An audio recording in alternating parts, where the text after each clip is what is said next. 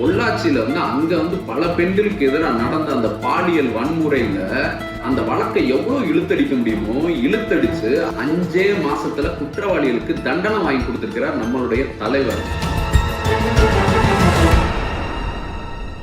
வணக்கம் மக்களே. அண்ணா பல்கலைக்கழக மாணவிக்கு எதிராக நடந்த பாலியல் அநீதியில 5 மாசத்துல குற்றவாளிகளுக்கு தண்டனை வாங்கி கொடுத்திருக்கிறார் நம்மளுடைய தலைவர்.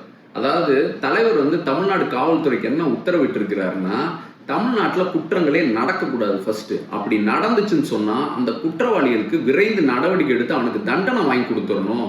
அது மாதிரியான நிகழ்வு அடுத்து நடக்கவே கூடாது அப்படின்னு அந்த அளவுக்கு கடுமை காட்டியதன் விளைவு தான் இன்னைக்கு பாத்தீங்கன்னா 5 மாசத்துல, அதாவது சட்டமன்றத்துல சொன்னாருன்னா 2 மாசத்துல சார்ஜ் ஷீட் ஃபைல் பண்ண வைப்பேன் அப்படின்னு. அதே மாதிரி 60 நாள்ல சார்ஜ் ஷீட் ஃபைல் பண்ணாங்க. இன்னைக்கு 5 மாசத்துல தண்டனை வாங்கி கொடுத்துருக்காங்க.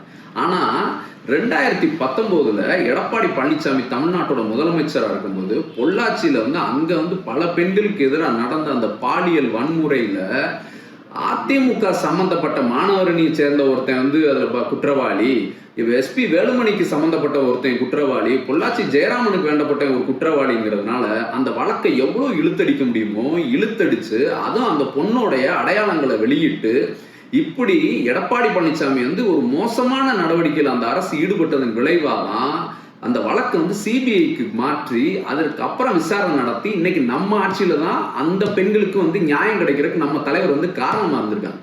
எடப்பாடி பழனிசாமி நிஜமாவே யோக்கியரா இருந்திருந்தாருன்னு சொன்னா அவர் ஆட்சியிலேயே அந்த குற்றவாளிகளுக்கு தண்டனை வாங்கி கொடுத்துருக்கணும்ல. ஏன்னா கட்சிக்காரன் அப்படின்னா பார்த்தாரு அவரு.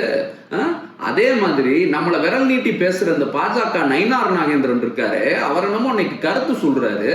ஏன் சார், அதாவது ஒலிம்பிக்ல போய் மெடல் வாங்கி நம்ம நாட்டுக்கு பெருமை சேர்த்த வீராங்கனைக்கு, ஒலிம்பிக் வீராங்கனைக்கு எதிராக உங்க பாஜக எம்பி பிரிஜ்பூஷன் சிங் 6 பெண்கள் பாத்தீங்கன்னா குற்றம் சொன்னாங்க, இந்த மாதிரி பாலியல் வன்முறையில ஈடுபட்டான் அப்படின்னு சொல்லி. அவங்க போராடி பார்த்தாங்க, அமித்ஷா வரைக்கும் போய் சந்திச்சு நீதி கேட்டாங்க, வழக்கு தொடுத்தாங்க. ஆனா கடைசியில நடந்தது என்ன? இன்னைக்கு அயோத்தியா ஏர்போர்ட்ல, இன்னைக்கு நான் பேசிக்கிட்டு இருக்கிற இந்த சமயத்துல அயோத்தியா ஏர்போர்ட்ல 100 SUV கார்ல 10,000 பேரோட போயிட்டு இருக்கான். அப்படி குற்றவாளிகள் உங்களை காப்பாத்துற இடத்துல இருக்க நீங்கள்லாம் எங்களை தலைவரை பத்தி பேசலாமா சார்?